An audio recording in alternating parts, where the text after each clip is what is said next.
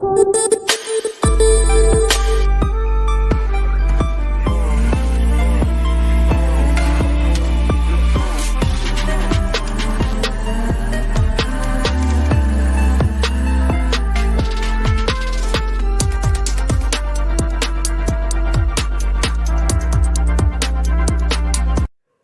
Isaac Newton, इनका नाम कौन नहीं जानता। और इन्होंने जो 3 लॉज ऑफ मोशन बनाए हैं, जिन लॉज ने फिजिक्स के दुनिया में तहलका मचा के रख दिया है, जिसमें का सबसे इजी, इम्पोर्टेंट और क्रिएटिव लॉ है Newton's 3rd law of motion, जो डिराइव करता है every action force has equal and opposite reaction. ये पढ़ने और लिखने में तो बहुत ही सिंपल लगता है, पर अगर डीप साइंस में इस 3rd लॉ का मीनिंग देखें तो ये बहुत ही क्रिएटिव और इम्पोर्टेंट निकल के आता है।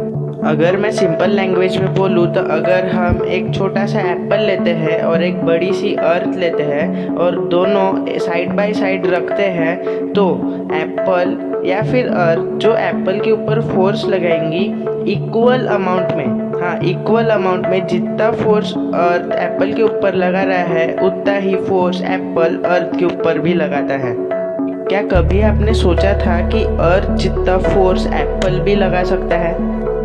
अगर देखा जाए तो बहुत ही डीप मीनिंग निकलता है, इजंट इट? और ऐसे ही सिंपल कॉन्सेप्ट से साइंस और भी इंटरेस्टिंग बनते जाता है। इसी वे में फिजिक्स में थ्योरी ऑफ रिलेटिविटी भी है, जो कहती है कि अगर कोई 2 ऑब्जेक्ट्स को साइड बाय साइड रख दिया जाए और किसी भी एक ऑब्जेक्ट में कोई हलचल होती है तो उसकी हलचल की इंफॉर्मेशन दूसरे ऑब्जेक्ट तक पहुंच जाएंगी, और ये इंफॉर्मेशन ट्रांसफर की जो स्पीड है वो लाइट की स्पीड की इक्वल होती है। पर इसका भी डीप मीनिंग साइंस में अगर देखा जाए तो अगर कोई 2 ऑब्जेक्ट 1 लाइट ईयर के डिस्टेंस पे है तो जो फर्स्ट ऑब्जेक्ट में हलचल होंगी वो दूसरे ऑब्जेक्ट को 1 साल बाद पता चलेगी। समझ रहे हो? क्या कभी आपने सोचा है कि हम जो भी चीज़ ऊपर फेंकते हैं वो नीचे क्यों आ जाती है? और इसका सिंपल सा आंसर ये है कि ग्रेविटी की वजह से। पर उस पर बहुत सी अदर चीज़ भी एक्ट करती है जिसके वजह से वो नीचे आ जाती है। पर अगर मैं आपसे कहूँ कि अगर आप कोई चीज़ आसमान में उछालते हो तो अगर वो जाती जाए और नीचे ना आए, जैसे आपने कभी डोरेमोन के कार्टून में देखा होगा, पर क्या ये पॉसिबल है? हाँ, ये पॉसिबल है, और मैं आपको बताने भी वाला हूँ कि ये कैसे हो सकता है। तो डीप साइंस से अगर देखा जाए तो अगर आप कोई भी चीज़ वैक्यूम में या फिर स्पेस में फेंकते हो तो वो चीज़ हमेशा जाती ही रहेंगी। अगर आपने कोई भी चीज़ फेंक दी वैक्यूम में तो आप उसे 1000 साल बाद भी देख लोगे तो भी वो मूव ही करते रहेंगी। और ऐसा इसलिए होता है क्योंकि वैक्यूम में कोई भी फ्रिक्शन या फिर कोई भी दूसरा फोर्स उस ऑब्जेक्ट पे एक्सटर्नली एक्ट नहीं होता है। कितना इंटरेस्टिंग है ना? अगर आप कोई भी चीज़ आज वैक्यूम में फेंक रहे हो तो हज़ारों लाखों साल बाद भी वो चीज़ मूव ही करते रहेंगी, मतलब ही मोशन में ही रहेंगी। और यही चीज़ स्प्रिंग के साथ भी होंगी। अगर आप स्प्रिंग को कोई भी हार्ड ऑब्जेक्ट पे लटका दो और एक बॉल उस पर टाई कर दो और उसे एक्सपांड करके रिलीज कर दो तो जो ट्रू एंड फ्रो ऊपर नीचे जो मोशन होगा वो कंटिन्यूसली होते रहेगा, चाहे आप वो स्प्रिंग को 4 दिन बाद देखो या फिर 4000 साल बाद। पर स्पेस में यही है न्यूटन लॉ ऑफ मोशन के सिंपल साइंस के डीप मतलब। तो बोलो न्यूटन बाबा की जय। और अभी मैं आपको इस वीडियो में आगे जो भी बातें बताने वाला हूँ उससे आपको सिंपल साइंस और डीप साइंस का डिफरेंस समझ में आ जाएगा, और डेफिनेटली आपका डीप साइंस में और भी इंटरेस्ट बढ़ने लगेगा।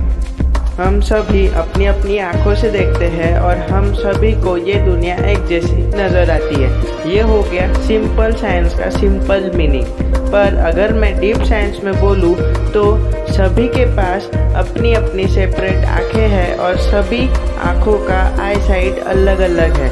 मतलब अगर मैं डीप साइंस से बोलूँ तो हम सभी को ये दुनिया अलग अलग दिखाई देती है। सिंपली अगर आप अपने फ्रेंड के साथ बैठे हुए हो तो आपका और आपके फ्रेंड का जो जेनेटिक कॉम्प्लेक्शन है वो डिफरेंट रहेगा, और उसकी वजह से जो आपकी आईज है उसका भी जो कॉम्प्लेक्शन है वो डिफरेंट रहेगा।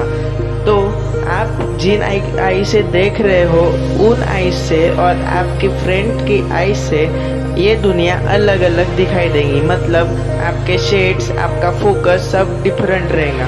तो मतलब ही आप जैसे इस दुनिया को देख रहे हो वैसे ही कोई और इस दुनिया को नहीं देख सकता है। मतलब ही ये दुनिया सबको अलग अलग दिखाई देती है। मीनिंग टू से इज जितने आइज है उतनी अलग अलग दुनिया है। और यही है डीप साइंस का मैजिक। होप सो कि आपको अभी तक तो डीप साइंस और सिंपल साइंस का डिफरेंस समझ गया है और डीप साइंस में आपको और भी ज़्यादा इंटरेस्ट आ चुका है। तो अभी मैं आपको कुछ ऐसे फैक्ट्स बताऊंगा ना जो सुन के आपका ब्रेन जो है ब्लास्ट हो जाएगा। मतलब ही आप मंत्रमुग्ध हो जाओगे। और हाँ, इस वीडियो को एंड तक ज़रूर देखना क्योंकि इस वीडियो के एंड में आपको साइंस का एक डार्क सीक्रेट पता चलने वाला है। आपने बहुत से लोगों को ये कहते हुए तो सुना ही होगा कि ये दुनिया आज चांद पे पहुंच गई है, आज मंगल पे पहुंच गई है।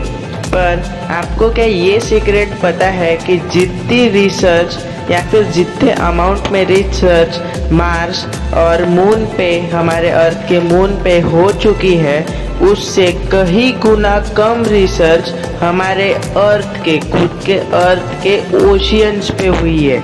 मतलब यही एक इंडिकेशन है, मतलब ये भी एक इंडिकेशन है कि अभी साइंस में इनफाइनाइट डेवलपमेंट बाकी है, इतना डेवलप होने के बाद भी। एक मिस्ट्री है। एक बार क्या हुआ कि जर्मनी से एक प्लेन टेक ऑफ हुआ सितंबर 4, 1954 में और इसे जाना था ब्राज़ील में, ठीक है। पर 18 घंटे बाद ये प्लेन ब्राज़ील में पहुंचा ही नहीं। तो इस प्लेन का जो रूट था जर्मनी से ब्राज़ील तक का, वो था अटलांटिक ओशियन के ऊपर से। पर अटलांटिक ओशियन के ऊपर ही क्या हुआ कि ये प्लेन अचानक से गायब हो गया। ये बात उतनी शॉकिंग नहीं है क्योंकि हमें बर्मुडा ट्रायंगल के इंसिडेंट्स पता है। पर अभी जो हुआ ना वो सुनो। 37 इयर्स बाद ब्राज़ील के एयरपोर्ट पे एक प्लेन गोल गोल घूम रहा था, जैसे सिग्नल के लिए जो घूमता है वैसे। पर वहाँ का जो स्टेशन होता है, एयरपोर्ट जो होता है, उन्होंने पायलट से कांटेक्ट करने की कोशिश की पर कोई कांटेक्ट नहीं हुआ। और थोड़ी देर बाद ही वो प्लेन अपने आप एकदम सेफली रनवे पे लैंड हो गया। और ये डेट थी अक्टूबर 12, 1989। ये तो कुछ नहीं क्योंकि यहाँ तक किसी को कुछ नहीं पता है कि क्या हो रहा था। पर किसी ने हिम्मत करके उस प्लेन के पास जाने की कोशिश की और वह उसका डोर खोला। जैसे ही उस आदमी ने प्लेन का या फिर एयरक्राफ्ट का डोर खोला तो उसके अंदर 92 स्केलेटन एकदम प्रिजर्व करके रखे गए थे, जैसे कि उन्हें किसी ने छुआ भी ना हो। और जो उस प्लेन के कैप्टन थे, कैप्टन मिगुएल वेक्टर क्यूरी, इन ये प्लेन पे कंट्रोल करे हुए थे, पर इनका भी स्केलेटन ही था। यहाँ पे सोचने वाली बात ये है कि अगर ये प्लेन अटलांटिक ओशियन के ऊपर से गायब हो चुका है और ये 37 साल बाद वापस आ रहा है, तो 37 साल तक इसे फ्यूल कहाँ से मिला और इतना सेफली लैंड बिना पायलट के ये हुआ कैसे? क्या यहाँ पे कोई सुपरनेचुरल थिंग्स थी? ये मिस्ट्री अभी तक अनरिवील्ड है क्योंकि इसे स्टोरी जैसा माना जाता है। पर जो भी सुपरनेचुरल थिंग्स में लोग बिलीव करते हैं वो इस स्टोरी को ट्रू मानते हैं। और कई लोग तो ये तक कह देते हैं कि इस प्लेन ने टाइम ट्रैवल किया है और टाइम ट्रैवल पॉसिबल है। आपको क्या लगता है इस स्टोरी के बारे में? मुझे तो कुछ नहीं पता। और अभी मैं आपको बताने वाला हूँ the dark secret of science. क्या कभी आपने सोचा है कि हमारे अर्थ पे या फिर हमारे साइंस में एक्सेप्शन क्यों रहते हैं? तो इस एक्सेप्शन के पीछे का जो डार्क सीक्रेट है वो ये है कि जो एक्सेप्शंस होते हैं, मतलब ही जो भी रिसर्चेस हुई है वो किसी ने की नहीं है, बस उसे फाइंड किया है। मतलब ही जो भी रिसर्च आज तक होती है वो पहले से ही हमारे अर्थ पे अवेलेबल है और बस उस अवेलेबिलिटी को ऑब्जर्व करते हुए कुछ लॉज बनाए गए हैं जिसे हम साइंस में रिसर्च कहते हैं।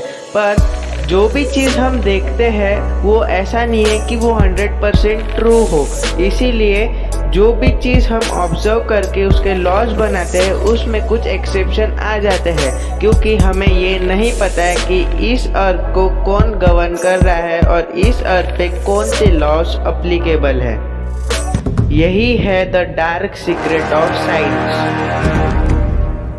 अगर आपको इस वीडियो का ऑडियो क्वालिटी, वीडियो क्वालिटी और कंटेंट अच्छा लगा है तो प्लीज़ वीडियो को लाइक और चैनल को सब्सक्राइब कर देना। Please subscribe and thank you for watching focus ride.